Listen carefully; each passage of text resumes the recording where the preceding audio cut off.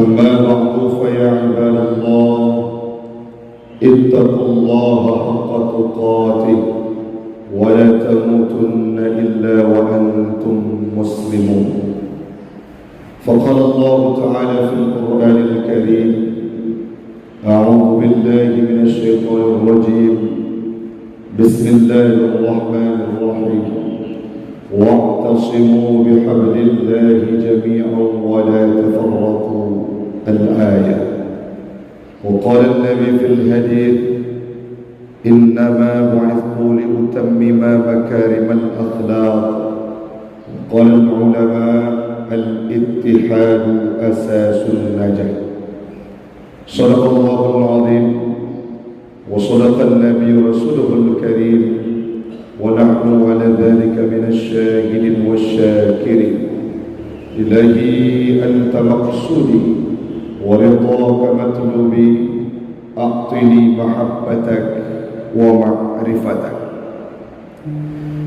Jamaah sidang solat subuh sekeyakinan seakidah yang kami muliakan, marilah di awal perjumpaan kita pada subuh yang berbahagia ini kita memuja dan memuji Allah yang telah memberikan kita kesempatan, yang telah memberikan kita kekuatan, yang telah memberikan kita segala nikmat dan rahmatnya, sehingga kita bisa meninggalkan rumah, meninggalkan kelelapan tidur, meninggalkan kemewahan untuk singgah kita ke Masjid Al-Munawwarah ini guna beribadah solat subuh dalam kondisi berjamaah yang baru saja kita ikuti prosesinya yang diimami oleh Haji Darkashi barusan. Ibadah solat subuh kita kerjakan dalam kondisi berjamaah. Salawat dan salam tiada henti-hentinya selama ingat orang yang ingat, selama lupa orang yang lalai.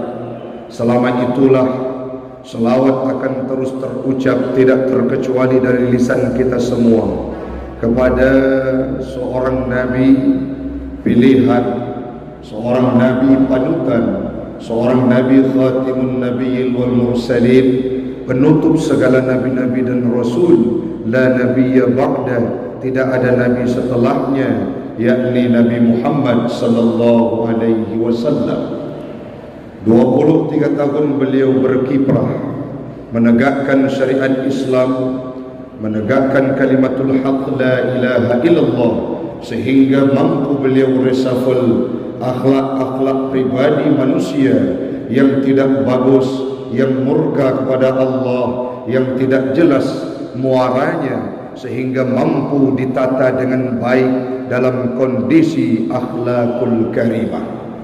Salawat dan salam marilah sama-sama kita haturkan kepada al dan keluarga beliau sekalian yang telah memberikan kontribusi terbaik mereka, yang telah memberikan dedikasi terbaik mereka untuk Islam, agama yang kita cintai, berkat perjuangan dan pengorbanan para sahabat, keluarga, saudara, kawannya Rasulullah, sehingga Islam itu hadir dalam relung hati kita pada subuh yang berbahagia ini.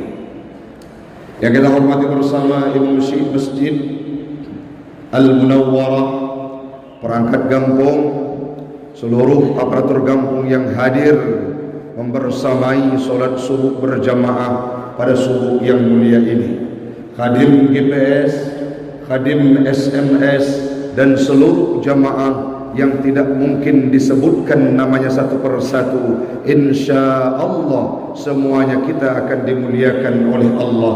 Hadir duduk kita pada subuh yang mulia ini, semoga satu waktu bangunan Masjid Al-Munawwarah ini akan menjadi saksi kelak di yaumil qiyamah kita dikumpulkan dalam surganya Allah. Amin, amin ya rabbal alamin. Hamba Allah, para jamaah sidang pendengar tausiah yang kami muliakan, selama beberapa menit ke depan kita akan menyampaikan sedikit polemik yang terjadi di kalangan masyarakat sekarang ini. yang paling banyak dan yang paling sering menghadapi kontestasi politik, dan dalam kondisi zaman yang akhir ini, dua hal yang akan kita angkat sebagai materi kita pada subuh yang mulia ini. Yang pertama, dekadensi moral dan akhlak yang makin merosot dalam kehidupan bangsa, mulai dari orang tua, perempuan, laki-laki, para orang-orang yang sudah dewasa, anak muda, remaja, bahkan para generasi kita yang masih berada di bangku SMP pun mereka diserang ataupun terjangkiti oleh penyakit moral yang sangat luar biasa. Itu yang pertama. Yang kedua yang akan kita bahas dalam masa kontestasi politik ini, hal yang paling sering terjadi adalah terjadinya kerenggangan, terjadinya perpecahan, terjadinya gap, terjadinya tidak ada wujud kekompakan dalam kehidupan kita. Dan itulah yang akan menjadi pembahasan kita pada subuh yang mulia ini. Kita awali dari hal yang kedua, yaitu persatuan dan kesatuan. Sebelum kita berbicara bagaimana terjadinya perpecahan dalam kehidupan kita sekarang ini, terlebih dahulu mari kita bayangkan bagaimana pesan Islam, bagaimana pesan Al-Quran yang disuarakan oleh Nabi Muhammad, wahyu yang diturunkan oleh Allah Subhanahu wa ta'ala, di mana Allah berpesan dalam Al-Quran surah Ali Imran ayat 103 yang berbunyi, wa'tasimu bihablillahi jami'an wa la tafarraqu. Apa maknanya? Berpegang teguhlah kamu semuanya, bihablillah, di tali agama Allah, wa la tafarraqu, dan jangan bercerai-berai. Rumsyidun ban Bandung. Dalam tafsir yang kami baca, baik itu tafsir Jalalain, Hasyiah Sawi, tafsir Ibnu Katsir, menjelaskan bahwa makna kalimat wa'tasimu bihablillah artinya kita dianjurkan oleh Allah untuk berpegang teguh bihablillah aidinihi, berpegang teguh dalam tali agama Allah, yakni agama Islam.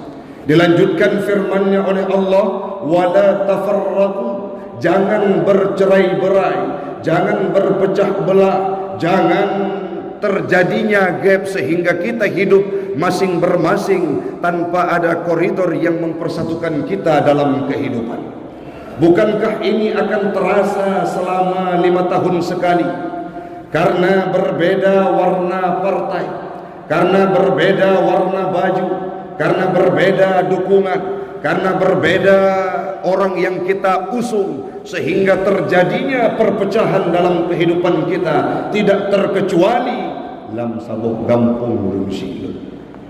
Dulu hidup sama, makan, minum, kopi kadang-kala bisa satu meja.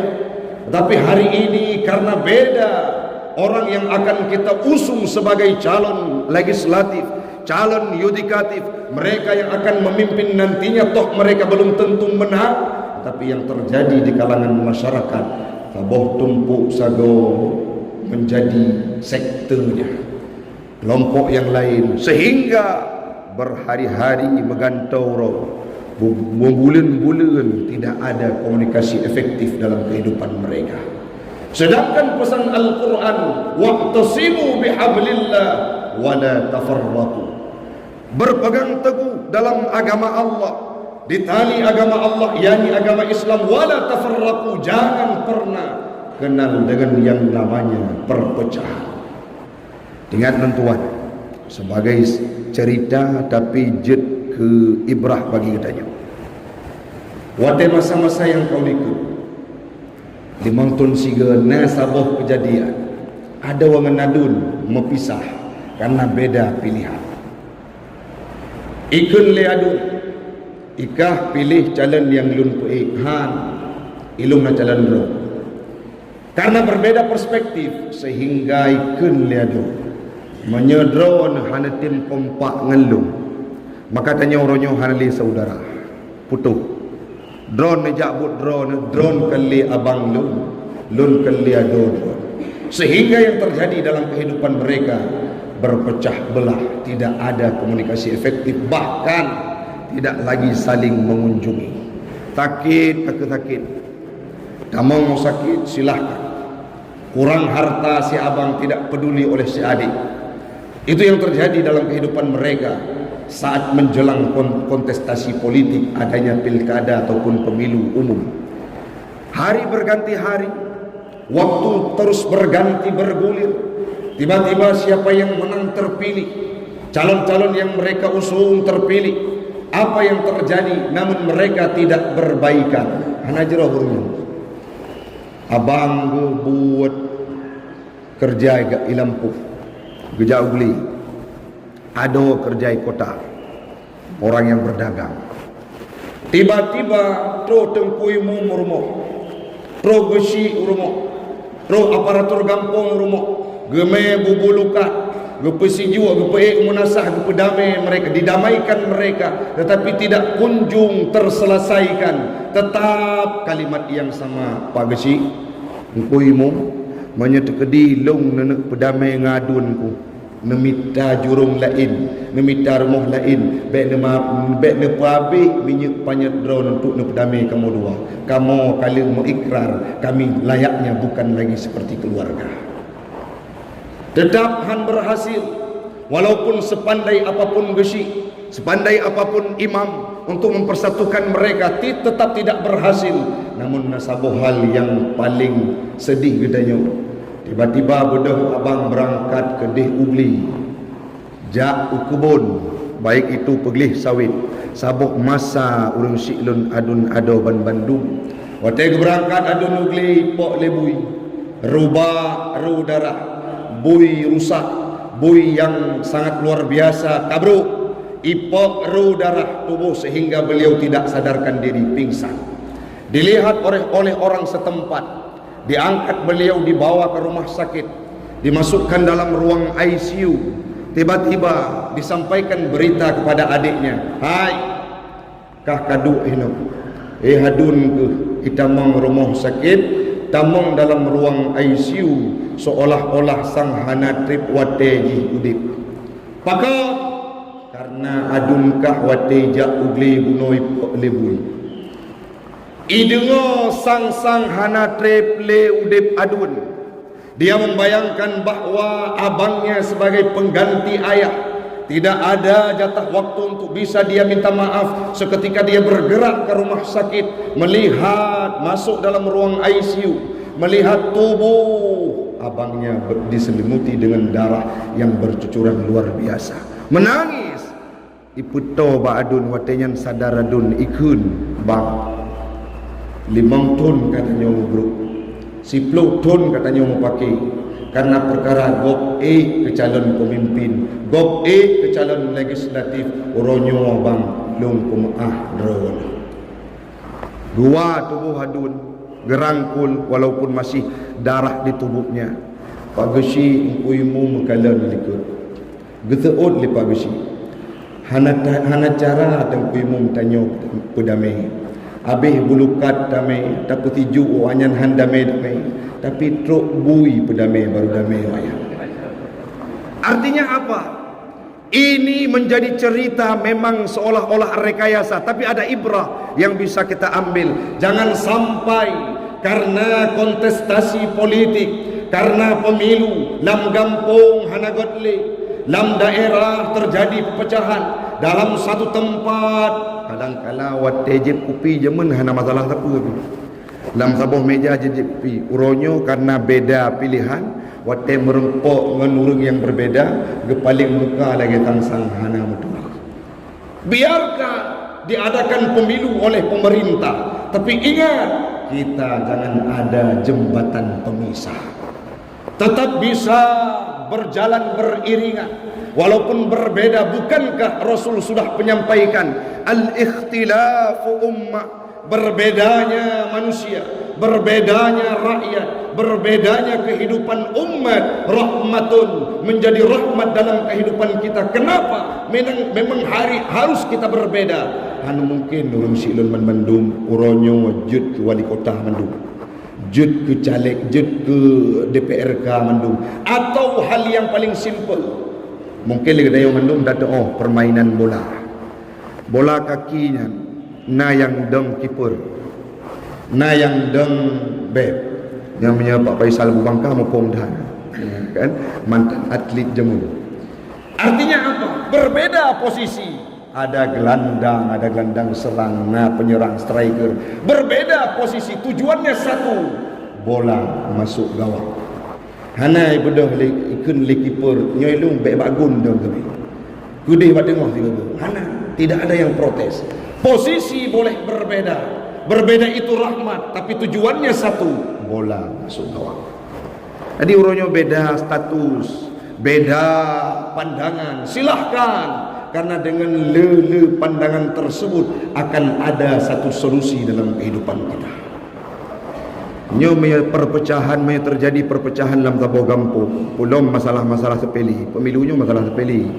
Menyentuh kehidupan kampung betul.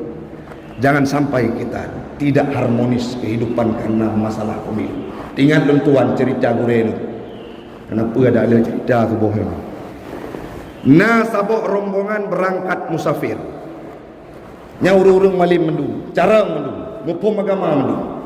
Saking ngupum agama, carang dan paham mereka dalam perjalanan tidak ditunjuk sebagai seorang ketua. Kenapa? Karena saling ego. Menyekutunyok si pulan ketua, gadah wibawa lu, sehingga hanya ditunjuk sebagai sidro pemimpin yang akan mengakomodir perjalanan mereka. Rijak berangkat musafir. Tiba-tiba kelewat 2 marhalah 16 parsa kajit jamak dan mutasar. Terus bahasa bawah tempat singgah di masjid. Dikul bahasa bawah tempat 6 solat, bukan masjid, ada musolla yang ingin bisa dilaksanakan solat. Kule sebahagia tanya atas sembayang ile. Theot le urang carang lain hana menyotekudi dalam perjalanan tanya dia yang gerusah guyu pajuh ile. Kabeda pendapat ni. So sabah tu hanapu atas sembayang aju mentong pakon karena kagebi kemudahan jet jamak dan kasar. Kal heboh pendapat. Akhirji yang pajuh bu petun pendapat draw. Yang laki sembahyang petun pendapat draw. Yang laki jamak kasar petun pendapat draw. Karu rap si tengah jum. Ibu dah si draw urang hana meneh. Isuk baje compang camping. Ada ilu bekah-bekah, gimbal panjang urang hitam, ilingku leu-leu urang ilewat idang tempat demimu. Hana ketemu protes le urang lain itu kebiji. Allahu Akbar. Mau tidak mau orang yang berada di belakang tadi harus mengikuti mereka, harus mengikuti si pemuda tadi. Semayang mendung sampai leuh saleu olehnya berangkat pemuda tersebut hanai teme mendikir. Ibu dah hilangku oleh urang ijak horot. Wadelnya gebedah si urang bertanya kepada orang yang ada di setempat tersebut. Nyan yang demi membunuh ni tukang parkir naik jabut beile but mung Quran hanya itu di. Man kerja dari idang imum ikan dan urang drone gaduh mendawa hai BKJ jipri moto karabi hai teme cok karcis parkir sehingga ilingku urang madu midaimu. Apa yang bisa kita ambil? Mendawa yang berbeda karena berbeda calon sehingga itameng urang lain yang hana kapasitas, yang tidak punya kemampuan, yang tidak punya elektabilitas idang imum ipandu tanya sehingga salah jalan. Baiklah terpulah kesah semayang keyakin dahana. Kenapa? Karena tidak punya elektabilitas mereka. Maka uronyo terjadi perpecahan sayang. Kita menggop batenu sehingga gaduh kehidupan bangsa Aceh. Kita maksud gop dalam kehidupan tanyo sehingga morat marit kehidupan kita di masa yang akan datang. Maka ini perlu ditanamkan dalam kehidupan kita. Ingat urang silun. Islam agama yang damai. Islam agama yang jero. hadir Nabi Muhammad hijrah ke kota Madinah, mampu mempersatukan dua komunitas yang bercerai-berai, bertikai, berselisih paham, tidak berbaikan, tidak dalam tentatif waktu yang sangat lama. Berapa tahun? 120 tahun kaum Aus dan kaum Khazraj melakukan permusuhan. Dari cucu cicitnya dulu, dari nenek moyangnya sampai ke cucu cicitnya mereka bertengkar, tapi hadir Islam mempersatukan mereka, sehingga diceritakan dalam surah Ali Imran ayat 103, wa'tasimu bihablillahi jami'an wa la tafarraqu. Maksudnya ayat tersebut dikhitabkan kepada kaum Aus dan kaum Khazraj. Ingat, kalian dulu bercerai-berai, hari ini sudah datang Islam, kita bersatu dalam satu alma mater, asyhadu an la ilaha illallah wa asyhadu anna muhammadar rasulullah. Maka semestinya walaupun berbeda pilihan, berbeda orang yang kita usung, berbeda perspektif, tapi ingat, takbir kita masih sama. Kiblat tanyo menteng saboh, bajai tanyo menteng saban, kalimat yang tanyo ucapkan waktu kita sembahyang menteng saban, kiblat yang kita hadap, Allah yang kita sembah, Rasul yang kita ikut masih sama. Maka tidak semestinya kita berpisah dan bercerai dalam masa kontestasi politik. Itu yang pertama. Dan perpecahan ini bukan hanya terjadi dalam masa kontestasi politik. Cukup lu jinoka dalam instansi, baik instansi pendidikan, pemerintahan, dan di segala sektor sudah minimnya rasa persatuan, sehingga itu harus diwujudkan kembali. Yang kedua, dekadensi moral, akhlak yang sangat murad marid. Anak muda yang manteng padum bulan yang kau ikut Pak Baisan di daya Ulun Tuan, daya Anah lah di Batupat, pok 12 malam terus sidro anak dari wilayah Birun iplung mohok mehak udayah tanyang li Fauzan Azimah anak belang pulau paken ron neplung kamu dibegal.